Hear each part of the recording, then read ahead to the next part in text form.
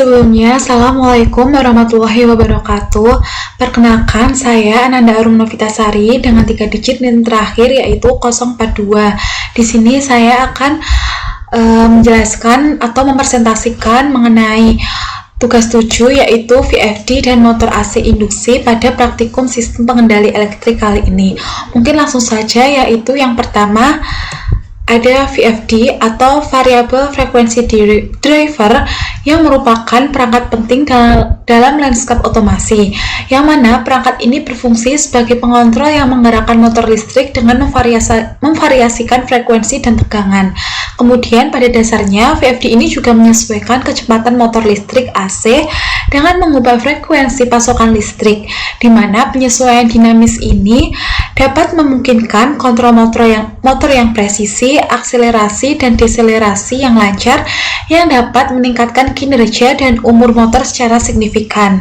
Selain itu, VFD umumnya juga digunakan dalam berbagai aplikasi, termasuk ke dalam pompa, conveyor, dan kipas, sehingga dengan mengendalikan kecepatan motor, VFD dapat membantu mengurangi konsumsi energi dan biaya operasional.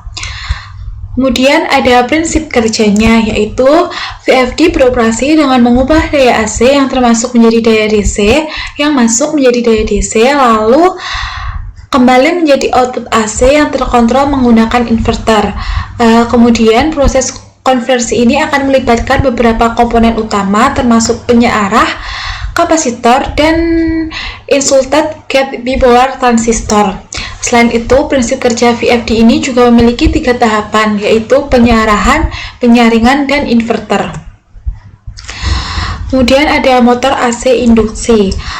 Motor induksi ini merupakan motor listrik arus bolak-balik atau AC yang paling luas digunakan, yang mana penanamannya ini berasal dari fakta bahwa motor ini bekerja berdasarkan induksi medan magnet stator ke statornya, di mana arus rotor motor ini bukanlah diperoleh dari sumber tertentu, tetapi merupakan arus yang terinduksi sebagai akibat adanya perbedaan relatif antara putaran rotor dengan medan putar atau rotating magnetic field yang dihasilkan oleh arus stator. Kemudian motor induksi sangat banyak digunakan di dalam kehidupan sehari-hari, baik di industri maupun di rumah tangga. Dan motor induksi ini yang umum dipakai adalah motor induksi 3 fase dan motor induksi 1 fase, yang mana motor induksi 3 fase ini dioperasikan pada sistem tenaga 3 fase dan banyak digunakan di dalam berbagai bidang industri dengan kapasitas yang besar. Next, ini ada konstruksi motor induksi. Motor induksi pada dasarnya memiliki 3 bagian penting, yaitu yang pertama itu ada stator, yang merupakan bagian yang diam dan mempunyai kumparan yang dapat menginduksikan medan elektromagnetik kepada kumparan rotornya. Kemudian ada celah, merupakan celah udara tempat berpindahnya energi dari stator ke rotor. Dan ada rotor, yaitu merupakan bagian yang bergerak akibat adanya induksi magnet dari kumparan stator yang diinduksikan kepada kumparan rotor. Mungkin ini ada gambar dari konstruksi motor induksi. Kemudian ada prinsip kerjanya dari motor kerja induksi, yaitu adalah motor induksi bekerja berdasarkan prinsip induksi elektromagnetik, yang mana pada saat sumber AC 3 fase terhubung dengan kumparan stator, maka akan timbul medan putar di stator akibat dari arus bolak-balik atau AC yang mengalir pada kumparan stator yang mempunyai beda antara fase sebesar 120 derajat. Kemudian induksi elektromagnetik ini dari medan putar stator ini akan memotong flux magnet pada batang konduktor rotor, karena kumparan rotor ini merupakan rangkaian tertutup, sehingga akan menimbulkan tegangan dan arus induksi yang menghasilkan medan magnet pada rotor. Selain itu, interaksi antara medan magnet putar stator dan medan magnet rotor akan menghasilkan medan magnet total, karena dengan adanya medan magnet total ini, maka panjang kumparan rotor dan arus pada kumparan rotor akan menghasilkan gaya Lorentz, dan gaya ini yang akan menghasilkan torsi sehingga motor dapat berputar. Next, nah ini ada datasheet dari motor AC induksi, yaitu ada parameter, Kode, nilai awal, rentang uji, dan catatan ini merupakan datasheet pada praktikum yang sudah kita jalankan pada tugas 7 ini, yaitu yang pertama ada parameter, itu ada sumber frekuensi. Ini menggunakan kodenya itu ada P10 dengan nilai awal 1, dengan rentang uji itu antara 0, 1, 2, dan 3, dengan catatan 0 itu adalah keypad, 1 adalah port, 2 adalah analog, dan 3 sama dengan RS485. Kemudian ada sumber start atau stop, ini kodenya yaitu P11 dengan nilai awal itu 0, rentang ujinya itu adalah 0 atau 2, dengan catatan 2 ini adalah terminal digital. Kemudian ada frekuensi max dengan kode yaitu P06 dengan nilai awal yaitu 50 Hz dan rentang ujinya yaitu sampai 100 Hz, dengan catatan itu naikkan bertahap sesuai dengan instruktur.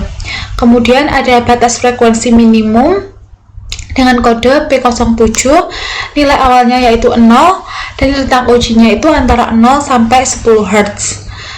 Terus ada mode stop dengan kode P12 dengan nilai awal itu 1 atau deceleration, dengan rentang uji itu ada 0 atau 1, yang merupakan 0 sama adalah inertia atau cos, yang 1 sama dengan dex.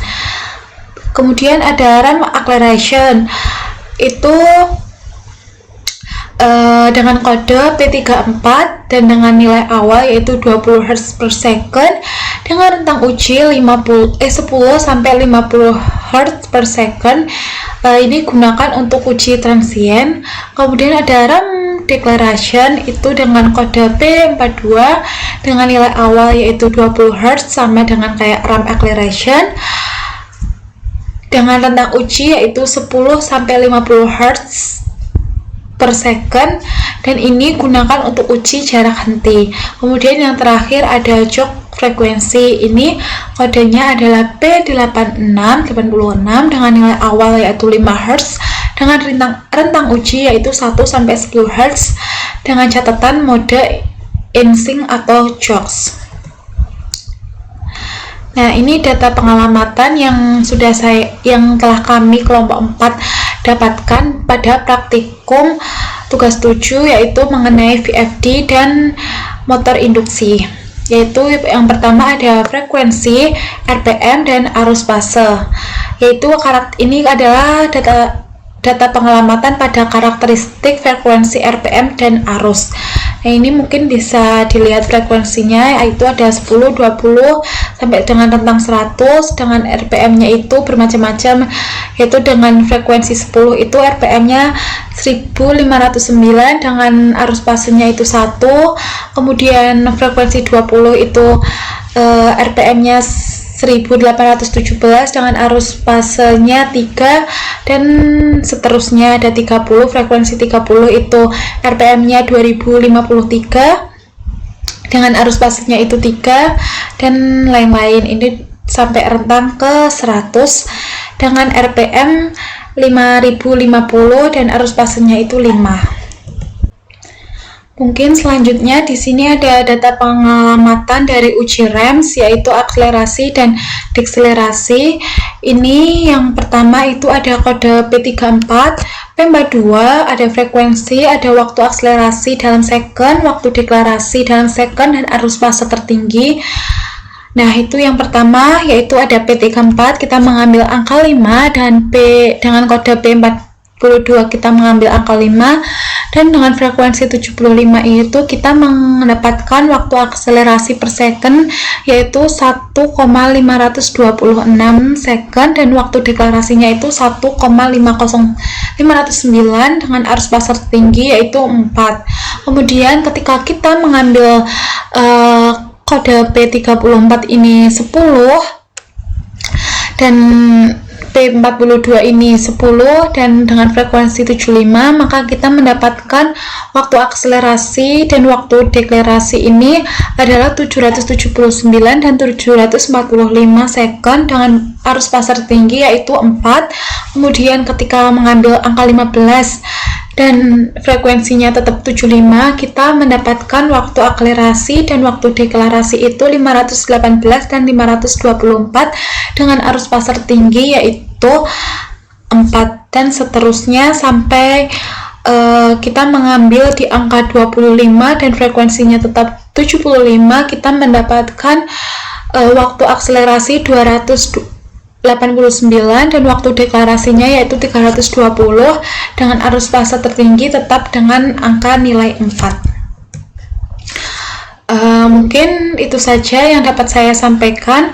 Kurang dan lebihnya saya mohon maaf. Terima kasih. Wassalamualaikum warahmatullahi wabarakatuh.